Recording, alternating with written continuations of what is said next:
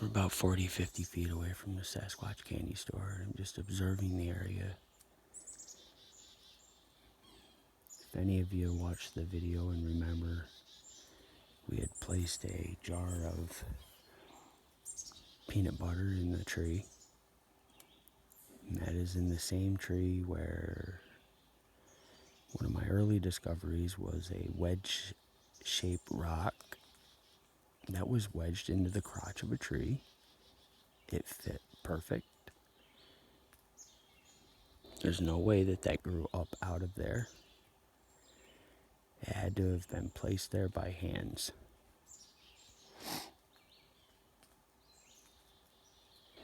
I'm being accompanied by a flock of chickadees, some woodpeckers, and nuthatches. And now we have a blue jay. So let's go up and take a look at this here. What's nice about this area, if you can tell, that the entire top of this mountain is covered in a nice grass, which makes it very easy for tracking, especially if you're looking for a 16-inch track.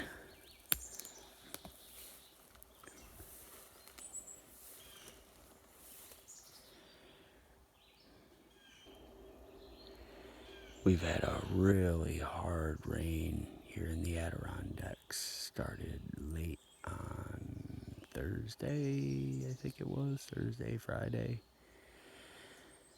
Today was Friday, late on Thursday afternoon into Thursday night, and it just poured and it poured and it poured and it poured all day on Friday, and it continued into last night.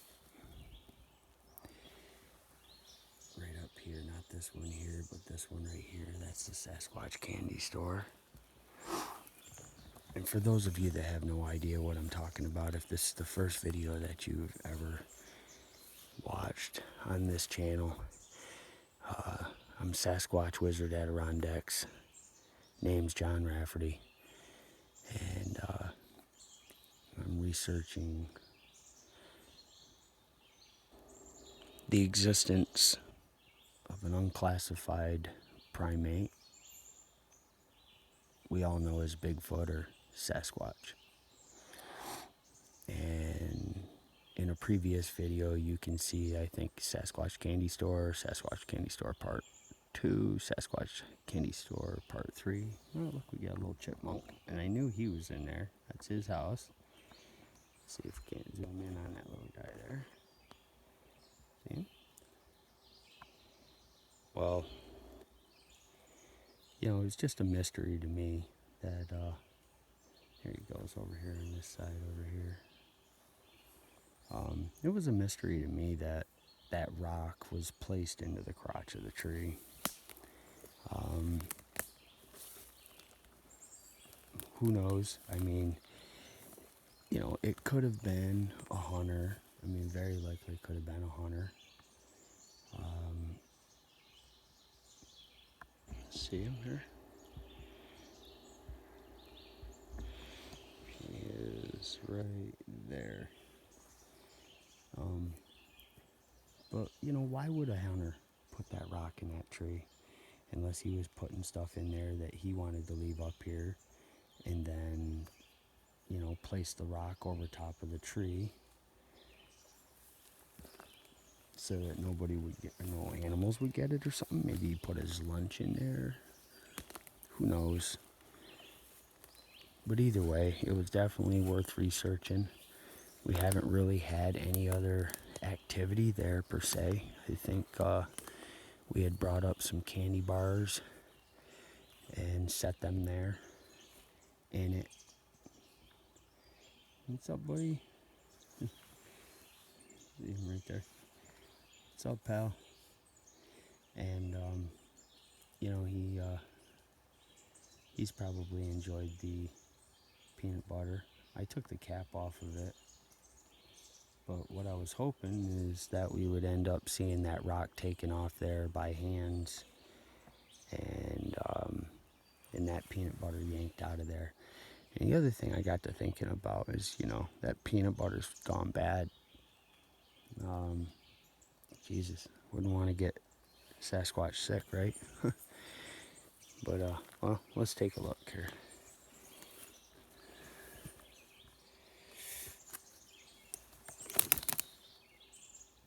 Boy, those gypsy moths, man, they're just everywhere.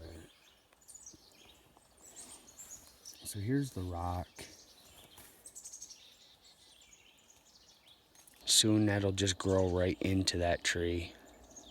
Look at these gypsy moths. I mean, talk about just disgusting.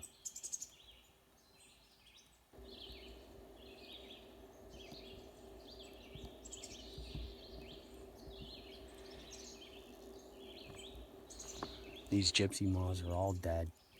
I've noticed. I've touched a bunch of them. I haven't found one that's alive, which leads me to believe that either it was the weather that knocked them out of the tree and then they tried to go back up the tree, or this was the time, first week in July, when they go to cocoon.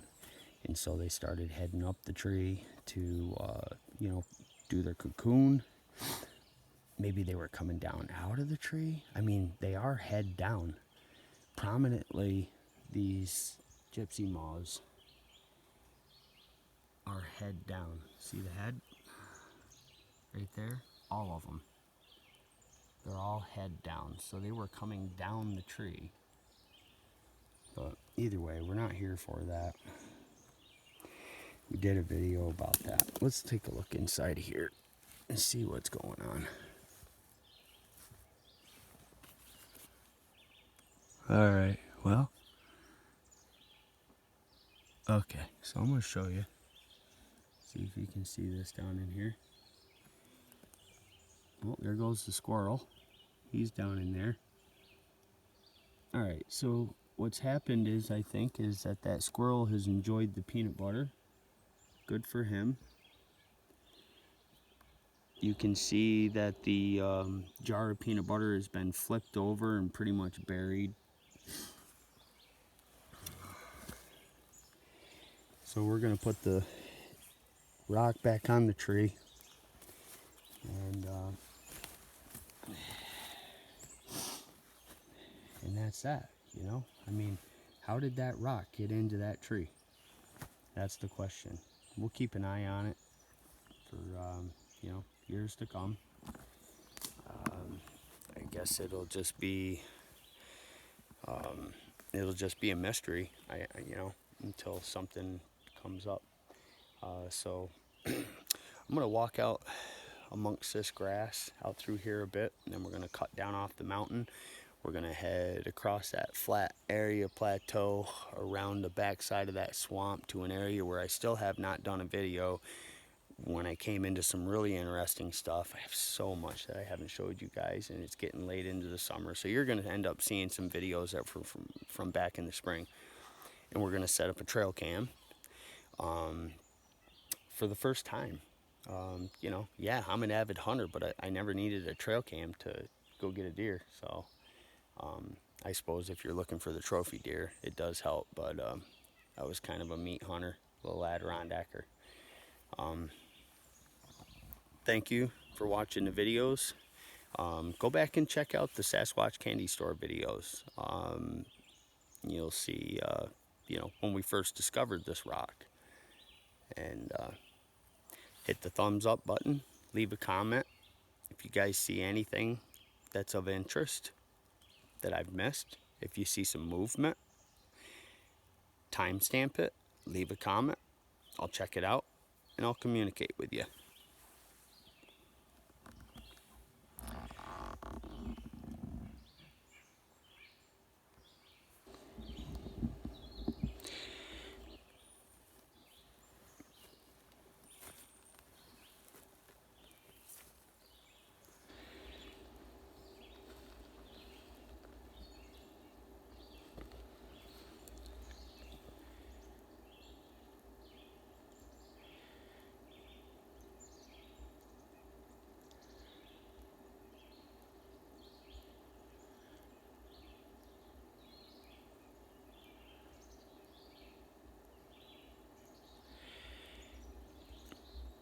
if you can hear that off into the background, it's like, I don't know if I can make the sound.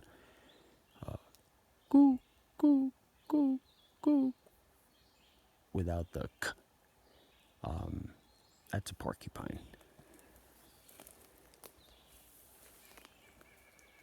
And I know it is because I call him Scar. I have pictures of him. If you go back into my videos, you will. There's a video, I think it's called Porcupine or something like that. Wounded Porcupine. He was eating a lot of the stuff that I was putting out last fall into the winter. And, yeah, I got a nice shot of him. He's been attacked. He has a big bare spot on his rear end towards his back.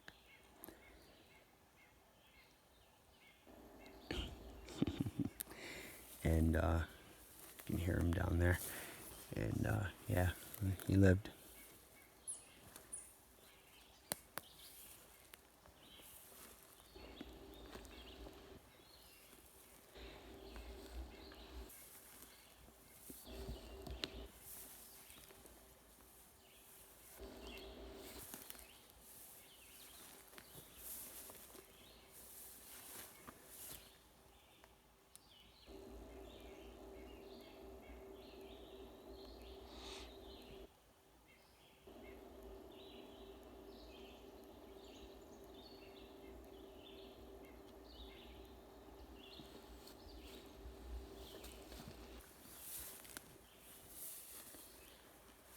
And I love areas like this. And as a kid, these places like this were just a paradise.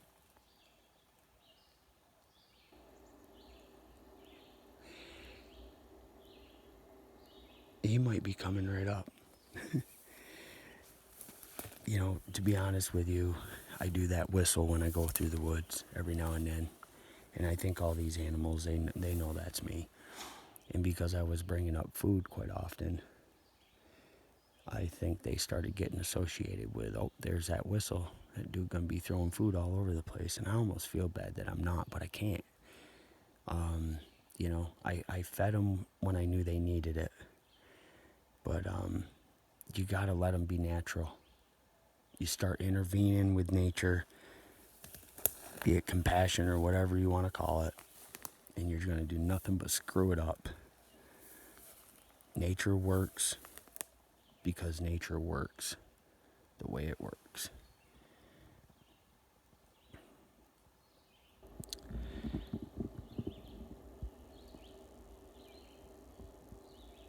Hear him? That's a big old woodpecker. He's definitely coming up.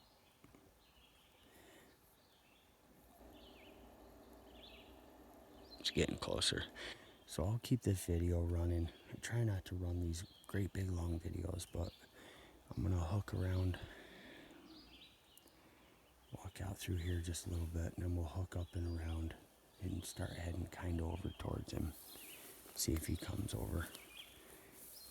I think. No, I don't. I don't even have an apple with me.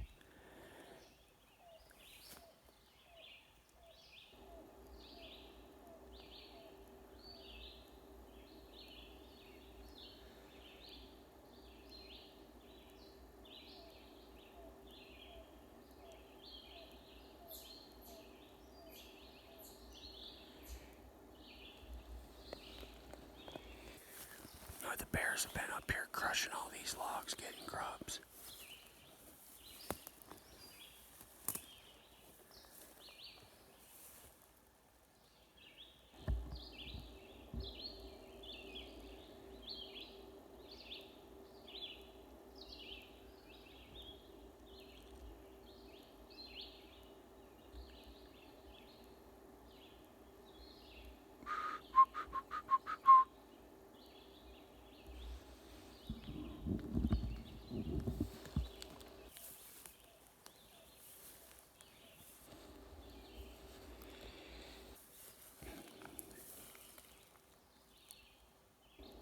Okay, something moved through there.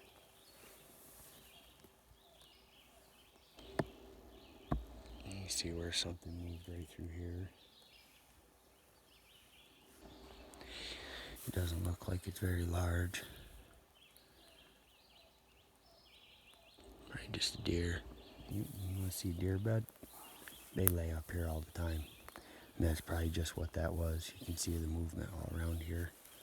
One was bedded down right here. Right here. There's probably other beds right around here.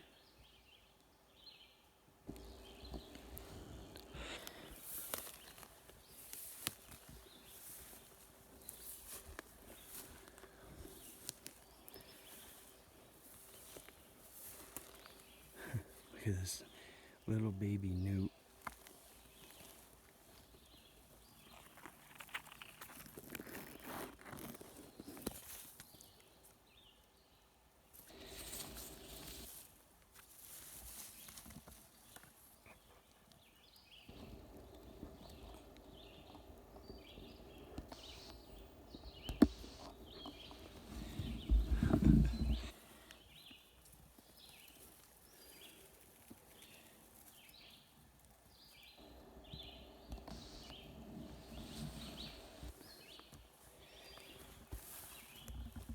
That's a tiny one.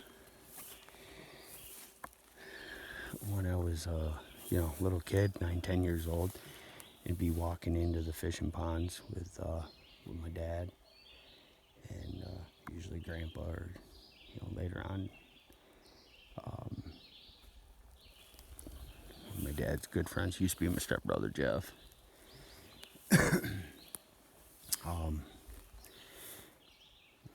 As a child, that was always just so cool to be walking up them trails and see all them little orange salamanders.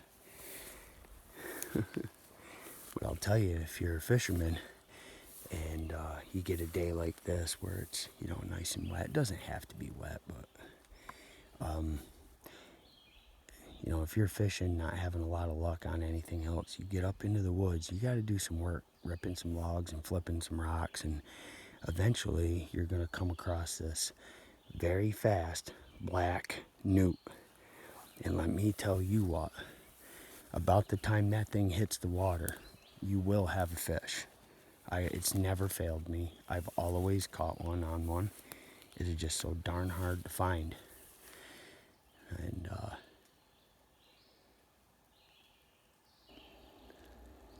yeah. Well, I'm not going to walk off that end down there. There's an old buck rub over there.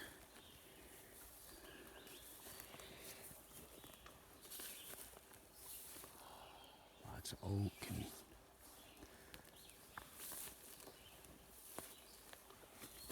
probably should have been a little more quiet coming up over top of this ridge. You can see some deer down here.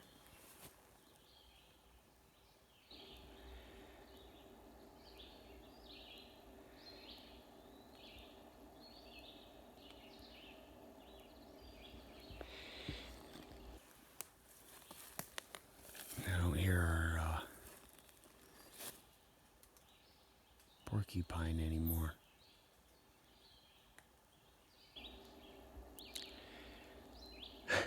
Look at this guy, right, Mr. Squirrel here, incognito. What? Look at him, right there. He's like, "Who's this guy?" It's like, "Oh, I know that guy. You gonna throw any of that stuff out on the ground yet?" Oh, hold on. Let me get the zoom back off. We got something down in the woods down here.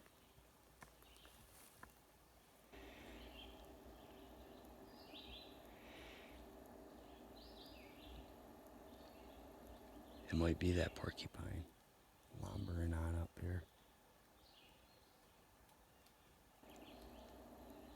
Yeah, I love the little guy, but boy, I'm gonna tell you, I just hope that I don't stumble onto him or something or run into him. Don't poke me with those quills, man. That's gotta hurt. I remember my dog Dawson. Holy cow! If you guys have never heard about that, but that dog was, oh man, he was half British Columbian Shepherd, half Mackenzie Valley Timber Wolf. Got him from just Charles Desart's Wolf Kennels out of North Carolina, I think it was, North or South Carolina.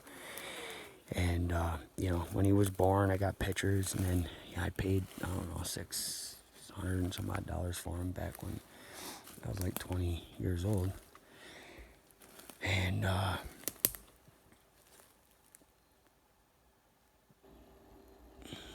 he, we were up, I don't know if you guys watched that video that I just put out, on, Saturday morning, July 3rd? Yeah, July 3rd. If you guys watched that video, I was talking about research area, which I'm getting confused. I can't remember if it's research area 4 or 5, but I've got to go back and check my own self because I don't hit those areas a lot. I know 1 very well, and I'm in 2 right now. But either way, cut to the story. I'm out there wallowing around out doing my thing in the forest, and there's this huge, like, clear-cut area where they had logged out there, and off goes Dawson, like a bat out of hell. And I'm like, oh dear, what's he after? I thought for sure it was a deer, but I couldn't see anything running, so, well, he hit it, porcupine. And I mean, this dog, no matter how many quills he had in his mouth and no matter how many times he got hit, he would not stop. And those look like some decent size impressions.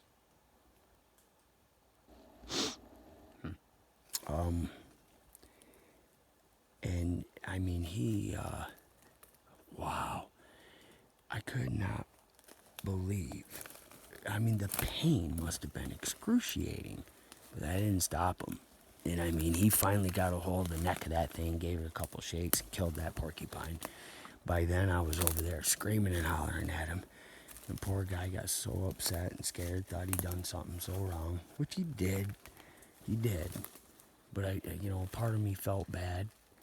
The other part of me was like, son of a bitch, now you gotta deal with this. I'm gonna go get them all pulled out. Oh, God, and then I was scared when they were telling me that, the porcupine quills, if you don't get all of them, the way the burrs are, they just keep embedding, going further and further. And if you try to take them out yourself, which you can, that if you don't get a piece and it has a burr on it, it can work its way right into the dog's brain, into its eye, you have some serious trouble. So I took him to the vet, and it cost an arm and a leg. And what an ordeal that was. And, I did that video yesterday and told you guys about that owl that came down off of the, off of that mountain at me. The story that I didn't tell you was that of the porcupine. And then me and my buddy Bert, we were up there doing our thing in the area up by my house up there, that whole bald mountain behind Olden Sawmill. And this is the God's honest truth. God strike me dead with a bolt of lightning right here. And he was on one side of this, like, I don't know, sort of like an embankment out in the middle of this clear-cut area. I'm right along the edge of this swamp. He's on the other side. Dawson, the old wolf dog, he's with us too. And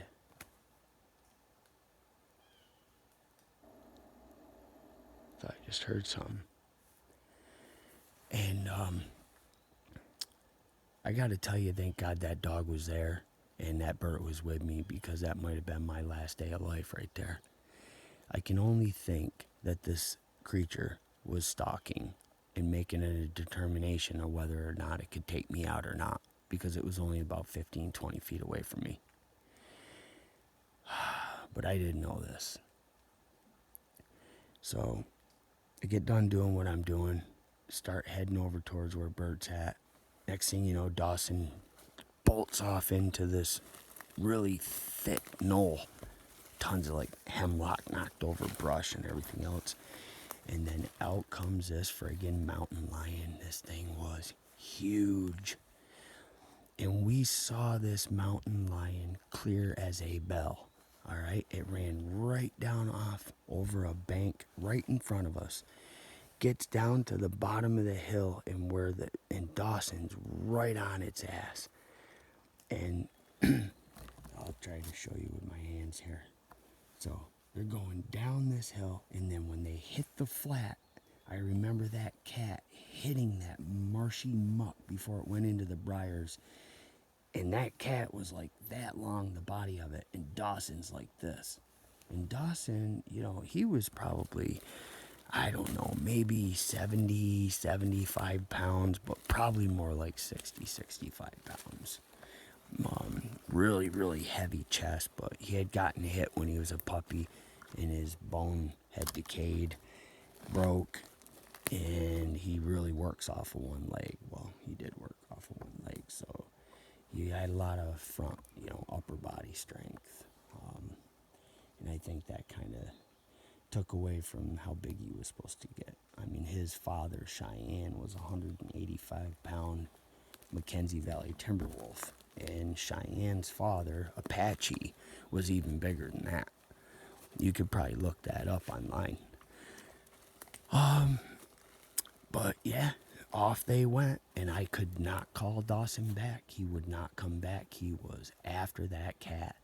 And if he would have caught that cat, he would have got killed. Dawson comes back after, I don't know, maybe 15, 20 minutes or something like that. He finally comes back. He is huffing and puffing and soaking wet and slime running out of his mouth. He's not hurt. And we ended up going, Bert and I ended up calling NCON, or I think we actually went up to the Environmental Conservation Office. Called them. Well, I don't know, either way. We went up and told them about it. Well, this is an interesting little area here. We went up there and told them about it, and those guys said, there's no mountain lion in the Adirondacks. I said, listen, I'm not telling you like I think I saw one or it was a mistake. Like, I'm telling you, that was a mountain lion. It had a 4 or 5 foot long tail, tan with a black tip. I saw the whole damn cat.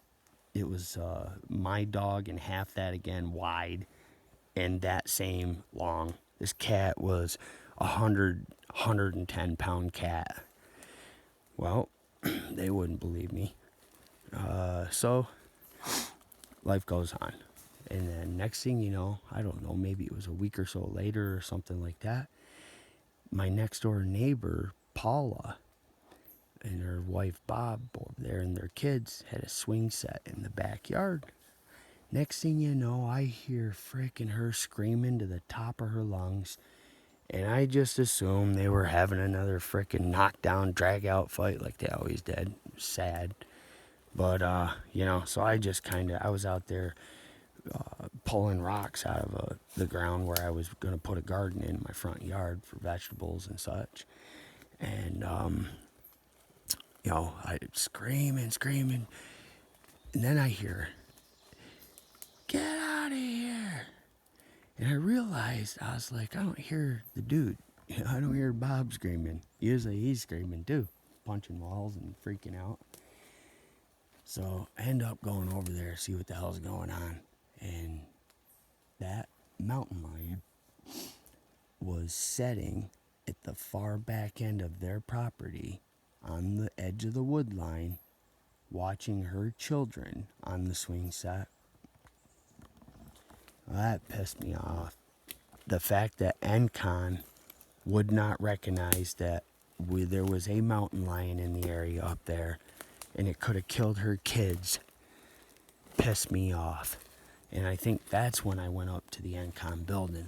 And that's when they got a mouthful and I got kicked out and told I could never come back there again. Who the hell do you think you are up here running your mouth like this? I just couldn't even believe the bullshit. I mean, it was bullshit. And it is bullshit. When you're talking about somebody's kids, okay, you want to protect a mountain lion, you want to do whatever you want to do, but if you're going to put that above somebody else's child, then you're a scumbag. And that's pretty much where I was at with that one. And you know, to tell you the truth, I'm going to shut this video off. Here we are at the 30-minute mark, which is too long. But I want to bring something up. That story that I just told you about the welfare of a child when it came to a mountain lion and DEC claiming there's no mountain lions brings me to a little mission I've got going on that you're probably going to start hearing quite a bit about going through the rest of the summer. I'm not gonna let the cat out of the bag. I'm gonna wait until I get stuff done, and then I'll let it out as I'm getting these things done.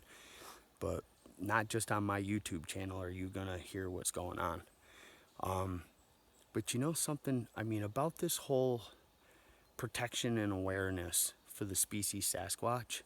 Let's just take protection and set that aside, okay? Awareness. All right. Yeah, there's stories out there about Sasquatch don't bother nobody. They just stay to themselves. They like the solitude, and I think for the most part that is correct. I mean, the track record shows we don't have people getting ripped in half. I mean, let's face it. If Sasquatch was an aggressive animal and had it out for us, then we wouldn't be able to go hunting and camping and hiking through the woods and fishing and camping in the woods 3-4 nights. We wouldn't be able to do that. We'd be getting attacked. I mean, if they ate us or they just really didn't like us, we'd have a rough problem. I mean, they could just rule homes out in the country, not a house for 3 miles. I mean, they could just come rip your door down, tear you all apart, and leave the house. I mean, okay, so there's stories where people have done things to tick them off, and then they show you that they're ticked off. They've shaken trailers, they've banged on walls, they've walked into homes. They probably have tore somebody apart. They probably have taken people. The Indians say that they were taking their women. They fought wars against them. Would it be too much to ask for local towns to enact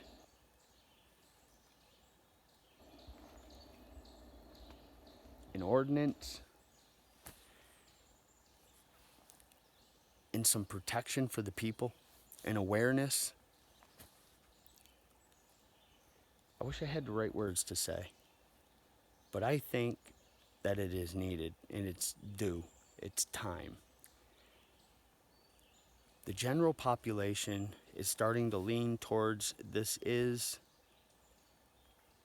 does have some validation to it. The existence of Sasquatch in North America is, for the most part, validated. It has not been legally or scientifically accepted, but in the general public, I think it's weighing more towards it's validated. So it's time to have the signs and the literature out that there are Sasquatch in the woods, and these are the sounds that they make. This is what it would look like. This is what an encounter would be. All of these registered quote unquote sightings, class A, class B, class C, whatever be it, give them people access to that. So it's just not incognito. You got to be into Bigfoot to even know that exists. Because a lot of the folks that come from out of state or come from downstate that come up to go camping, I mean, they do use the websites to find out where the trails are and find out the amenities and what's in the town and so on and so forth. And somewhere in there should be some information. Like they look up, how bad are the bears in that area? And what should we do if we encounter a bear? The same damn thing. Come on. Let's get with it. I'm going to get it done. I am going to get it done. Well, I say, I'm going to try like hell. And I think I'm going to get it done. At least in one particular town. And then hopefully people follow suit. Get it done everywhere. Alright, well, this is Sasquatch Wizard Adirondacks rambling on forever and ever and ever. Another 30 some odd minute boring video. Alright, everybody. Waving the magic wand. Let's head off into the mountains.